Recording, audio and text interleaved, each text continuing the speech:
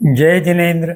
Jain soul इस मेरे channel पे आप हमारे वीडियो देखने के पश्चात लाइक करें, सब्सक्राइब करें और नोटिफिकेशन बेल आइकॉन दबाएं, जिससे आपको हमारे वीडियो की सूचना सबसे पहले प्राप्त होगी।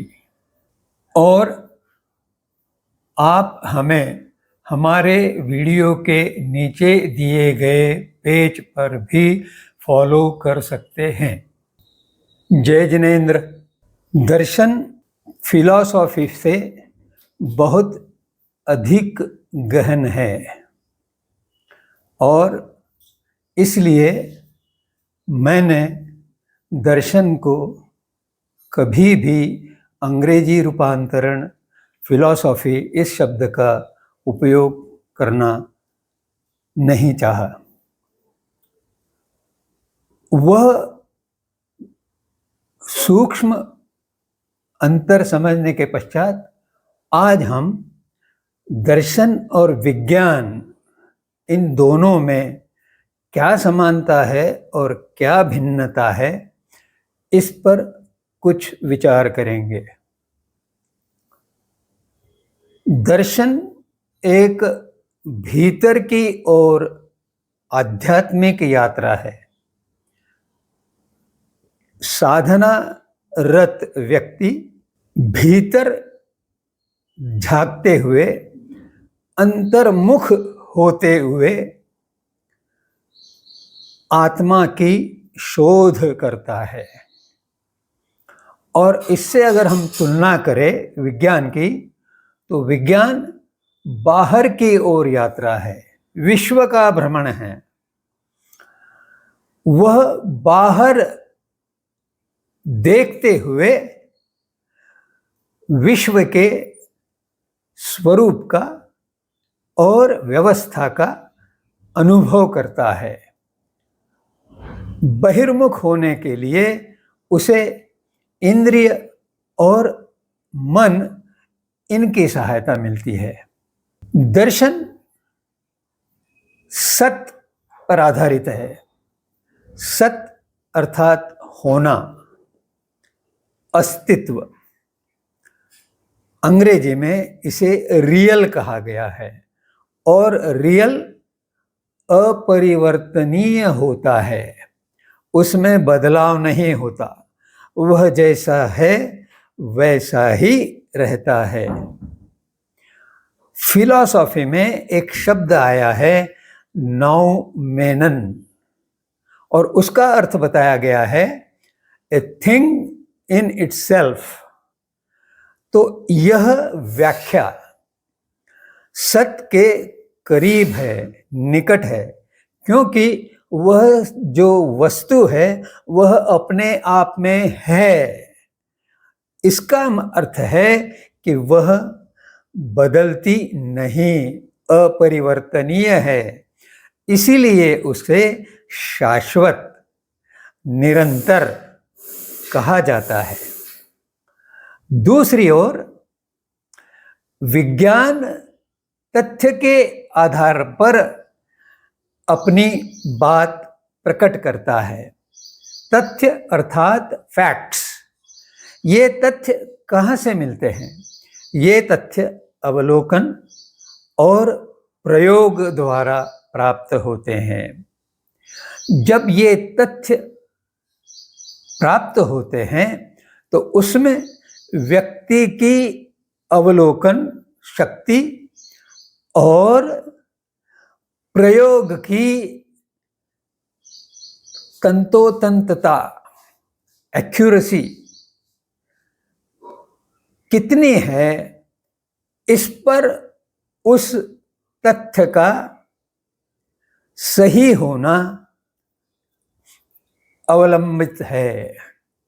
अब जैसे जैसे विज्ञान आगे बढ़ता है तो वैसे वैसे पुराने प्रयोग अधूरे लगने लगते हैं और नए प्रयोग होते हैं, नए तथ्य स्वीकार होते हैं, अवलोकन में आते हैं और फिर एक सुधारित प्रयोग के सुधारित निष्कर्ष बताए जाते हैं। इस प्रकार विज्ञान के तथ्य समय के साथ बदलते रहते हैं, क्योंकि मनुष्य की शक्ति और प्रयोग की शुद्धि इनमें विस्तार होते जाता है। दूसरे शब्दों में कहे तो विज्ञान के प्रयोग के तथ्य परिवर्तनशील है। एक इसका उदाहरण हम देखेंगे। 20वीं सदी में अणु के संबंध में बहुत सारे सिद्धांत अलग अलग समय पर अलग अलग उस समय के श्रेष्ठ वैज्ञानिकों ने और संशोधकों ने बताए। उनमें से एक था कि अणु यह अंतिम छोटा कण है। गत शताब्दी में प्रमुख वैज्ञानिक और संशोधकों ने अणु के संबंध में अलग अलग सिद्धांत प्रस्तुत किए, वह हम देखेंगे। पहले यह बताया गया कि अणु यह पदार्थ का सबसे छोटा कण है, इसके और टुकड़े नहीं हो सकते। कुछ समय पश्चात 10-15 वर्षों के पश्चात यह बताया गया कि अणु भी 3 अलग अलग छोटे पदार्थों से बना है और उसमें एटम जो है वह विद्युत अणु अर्थात इलेक्ट्रॉन, विद्युत कण अर्थात प्रोटॉन और उद्युत कण अर्थात न्यूट्रॉन, ये वे 3 कण हैं। पर आगे चलकर और बदलाव हुआ। क्या था वह बदलाव?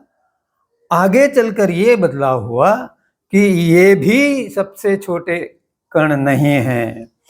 इसमें क्वार्क नामक जो एक कण है वह छोटा है। और 21वीं शताब्दी के प्रारंभ में यह और ज्ञात हुआ कि क्वार्क के भी प्रकार है और उससे भी आगे जाकर यह बताया गया कि क्वार्क से भी छोटे कण उपलब्ध है। इस प्रकार अणु सिद्धांत पिछले 70-80 वर्षों में ही कई बार बदले हैं और ऐसा लगता है कि आगे बदलते रहेंगे, क्योंकि जैन दर्शन ने परमाणु यह अंतिम कण बताया है और वह अविभाज्य है, उसके 2 टुकड़े नहीं हो सकते। यह वास्तविक व्याख्या परमाणु से संबंधित है और विज्ञान इस दृष्टि से अभी असफल रहा है। आगे और चलते हैं। दार्शनिक विश्व आत्मा के सहित है, जबकि विज्ञान आत्मा रहित विश्व की बात करता है। गैलीलियो गैलीली ने जब विज्ञान की व्याख्या की तो उसने चेतन, जीव या आत्मा को विज्ञान की व्याख्या से बाहर रखा।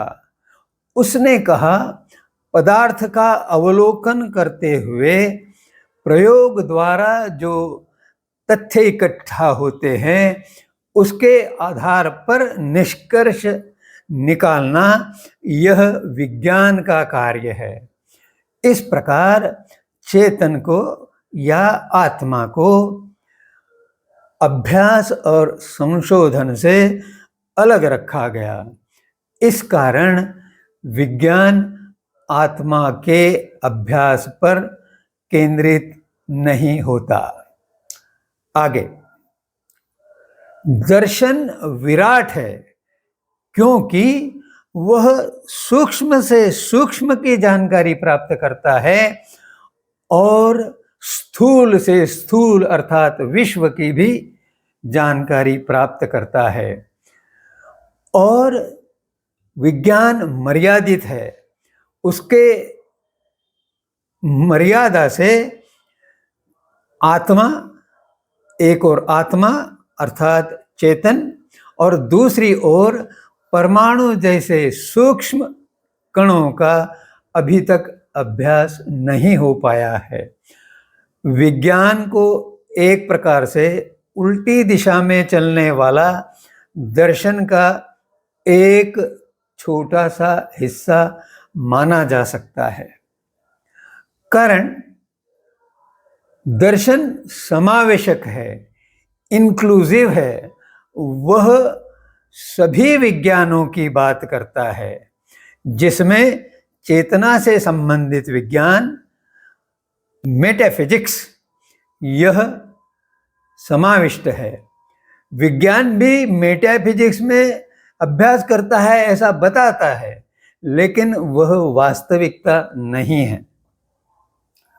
और आगे चलते हैं। दर्शन यह आत्म प्रधान है, अर्थात वह आत्मा से संपूर्ण परिचित होने की बात करता है और उसके पश्चात ही और गहराई में जाने का विचार करता है, परंतु उसे और अधिक गहराई में जाने की आवश्यकता नहीं पड़ती, क्योंकि जिस गहराई पे वह पहुंचता है वहाँ उसे संपूर्ण ज्ञान हो जाता है, जिसे केवल ज्ञान कहते हैं। और विज्ञान एक्सक्लूसिव है, यानी वह कुछ विशिष्ट बातों पर ही विचार करते हुए अपना अध्ययन, अध्यापन और अनुसंधान करने का लक्ष्य रखता है और उस कारण उसका व्यवहार इंद्रिय और मन प्रधान होता है। इस कारण वह भौतिकता की ओर अधिक झुकाव है। और आगे बात करते हुए यह ध्यान में आता है कि दर्शन चिंतन केंद्रित है, वह चिंतन में लगा रहता है, और विज्ञान तर्क केंद्रित है, वह मस्तिष्क से विचार करता है, इसलिए वह गहराई में, चेतना की गहराई में नहीं पहुंच पाता। एक और विशिष्ट बात को लक्ष्य देना होगा जब हम दर्शन और विज्ञान के बीच वाले भेद समझने का प्रयास करते हैं, वह है बुद्धिमत्ता मूलक और बुद्धि मूलक। यह जो भेद है इसकी ओर बहुत बहुत कम लक्ष्य अभी तक गया हुआ है। इसका मूल कारण यह है कि बुद्धिमत्ता यह चेतन की गुणधर्मिता है और बुद्धि यह मस्तिष्क की गुणधर्मिता है।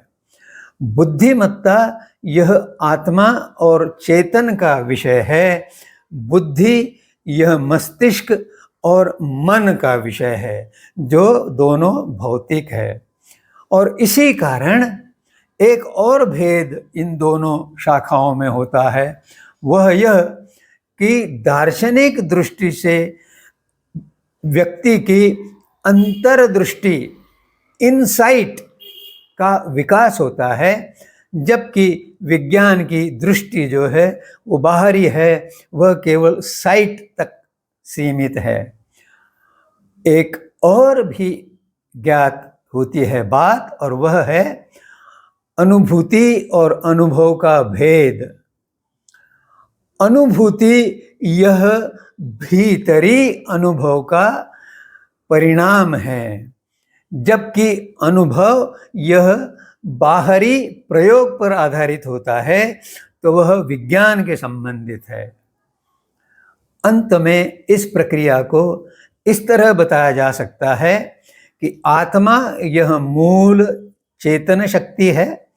इससे जीव में आत्म यानी सेल्फ का निर्माण होता है, और जब तक यह सेल्फ आत्म शरीर में है तब तक जीव जीवित रहता है और उसके साथ उसका चित्त सक्रिय रहता है। वह चित्त मन के माध्यम से शरीर के विभिन्न क्रियाकलाप कराता है। दूसरी ओर विज्ञान में सब कुछ भौतिक है, तो प्रारंभ मन से होता है और मन शरीर के सभी अवयवों को संचालित करता है, सक्रिय करता है, और उसमें उसे इंद्रिय सहायता देते हैं और वह अपना लक्ष्य पदार्थ पर केंद्रित करता है। इससे पता चलता है कि दर्शन और विज्ञान में बहुत अधिक अंतर है। जय जिनेंद्र।